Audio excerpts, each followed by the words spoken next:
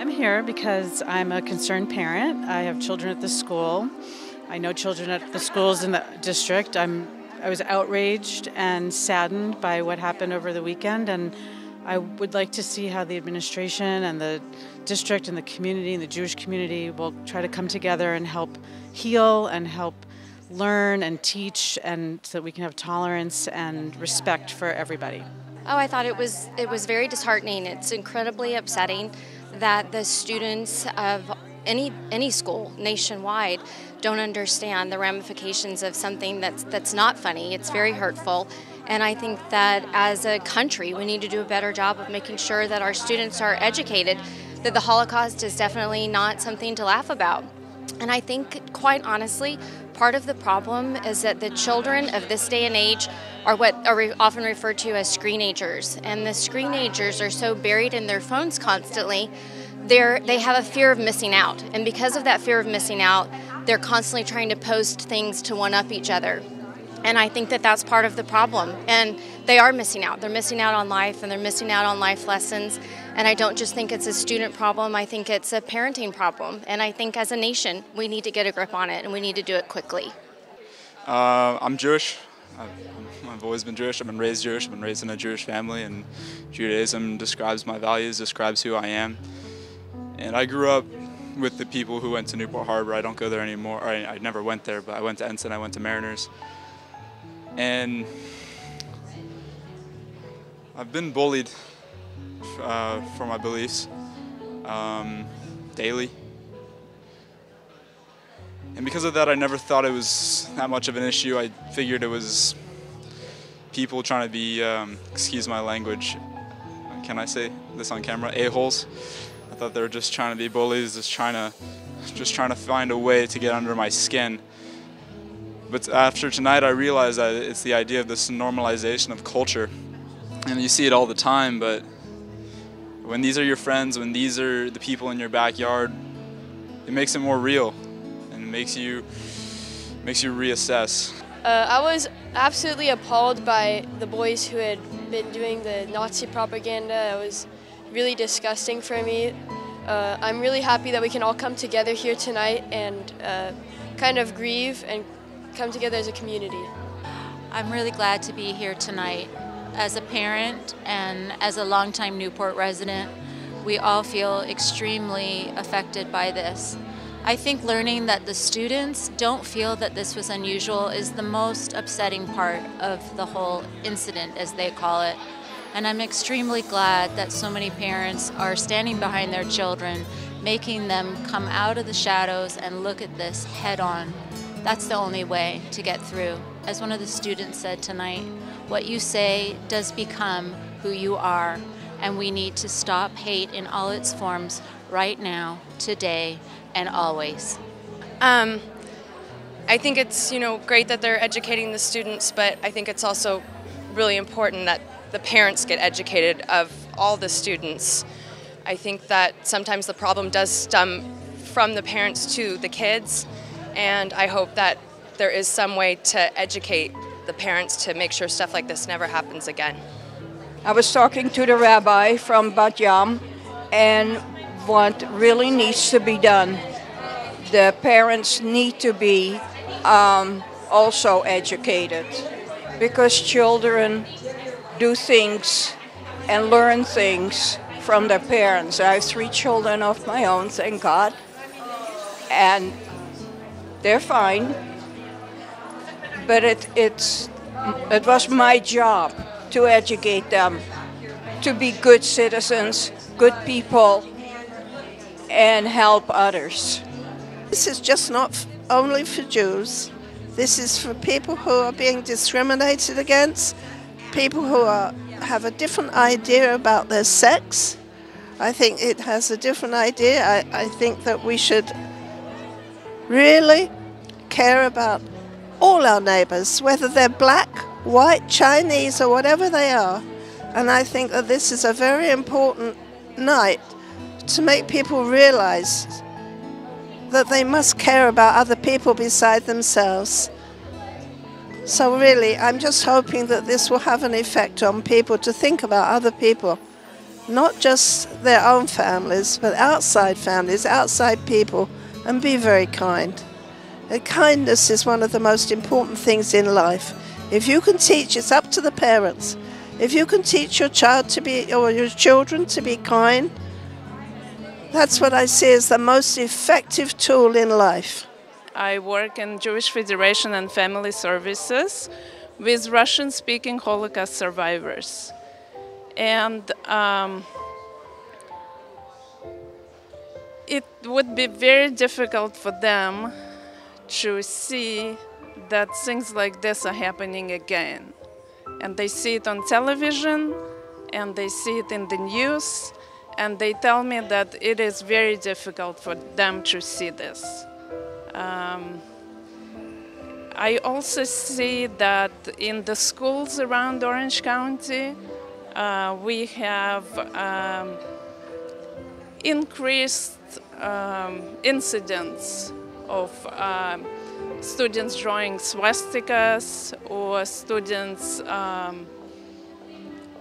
making inappropriate comments about Jewish people.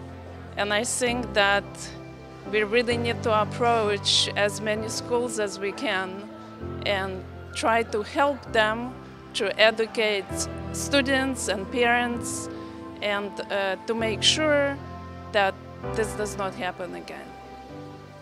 It's incredibly disheartening. I don't go to school in Orange County, I go to school in Santa Barbara, and we've just recently come off a whole string of anti-Semitic, homophobic, racist incidents there, and to come home and immediately have that happen is just terrible and just so disgusting that people in a community that I thought I knew and their actions, and I'm just really hoping that the community can come out of this in a way that people learn from it, because as somebody said tonight, education is the first step, and that's very important to creating an environment where tolerance is taught and tolerance is believed and executed by everybody in it. Tonight was important because there's a lot of members of the community that wanted to hear from the school district about what they were doing in response to what happened on Saturday night. And from my personal perspective, the acts that were committed on Saturday night, there's no excuse for it. And I'm not here to shame anyone. I think that the students that were involved in doing these acts of bigotry are learning what it means to try to marginalize somebody else, regardless of their race, color, religion, sexuality. And my wife and I were here just to remind people what happens when you normalize bigotry. Us having to go through what we've had to go through this last year and losing our son last year to someone who was a student here who's now being charged with the murder of our son. And I don't think that there's more of an exclamation point of what bigotry does than going through what we've had to go through. So, if nothing else, I hope that there's going to be a lot of positive things that come out of the experiences that the students have here and start to turn the corner and spend time with people who are different and learn about different races and colors and religions and try to make people feel more included and less marginalized. One of the things that I would like to continue to see, and it was really amazing to hear called out from the ADL, is just really naming some of the things that some of the groups and people that feel discriminated against in our district. So I would like to widen the conversation. I would like to have not a human relations task force, but a diversity and inclusion task force. So students know what it means so they can get involved, but also so we can give voice to students of color, to people who have felt discriminated against for a very long time in our schools. So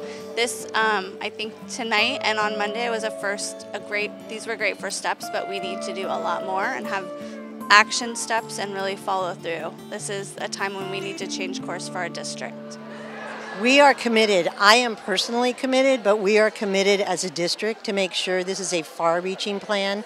And that's why when I made my comments, we don't have the answers yet. It's too quick for us to come up with a new curriculum or a course of action that we're going to take. That's why we're asking our superintendent to form a Board of Education Human Relations Task Force that will look at these issues so that we don't have any children who ever feel marginalized. Everyone should be able to stand up for themselves. And it's got to be a partnership, just not the district doing it. It's got to be a partnership with parents and teachers and the rest of the community. And that's why we'll be working with various members, various community organizations such as the ADL and the Orange County Human Relations Council and the Interfaith Council. And we'll include others who want to. There were many people here tonight who offered their services and have something to contribute. We want to listen to everybody, but we will keep doing this. I'm part of the Chapman University's Holocaust Arts and Writing Contest. Are you familiar with that? I am familiar with it, and I know some of the students in some of our schools do it, but to me that's the kind of thing we should be looking at in curriculum. We should have a set curriculum, and this is just me as an individual talking. We should have a set curriculum that in certain grades we do this. In 5th grade, in 6th grade, in 8th grade, this is what we do. In 9th grade, every class goes to the Holocaust Museum. Every class in 11th grade English is part of the essay writing contest. Whatever it is, I think we have to have specific curriculum agenda to make sure that these kids never forget that this happened and understand the consequences of these types of actions. Now, this event took place off campus on a Saturday, and their First Amendment rights kick in. They're really able to do anything they want. The district has taken this very personally. Why is that, and can we really affect the change when kids do things outside normal school hours? Well, obviously we're not responsible for kids when they're outside of school, but we are a part of the community. We're all in this together. Those are our kids. Those are our kids who go to our schools, and it's not okay for anyone to feel the way these kids or act the way these kids did and attend our schools. And we need these students to understand that. It affects the learning in the schools when they come in after this type of event. And learning's not happening because everybody is focused on what happened over the weekend. Now, there have been reports of graffiti scrawled into desks in the bathrooms, and it's been around for a long time. Did the district know about those things? We've known about some that we have been told have been taken care of.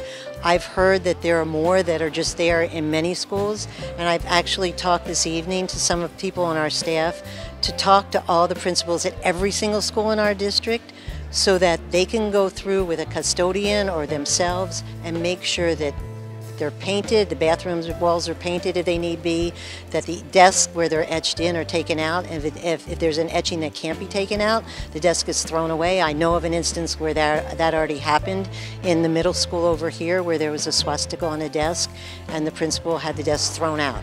So we will take action on that, and to me that's something that should be done immediately at all our schools. But that's not news, is it? You guys have known about those sort of issues for a long time? On a random basis, I personally did not know it was so prevalent at all our schools. What about the bullying because people are Jewish?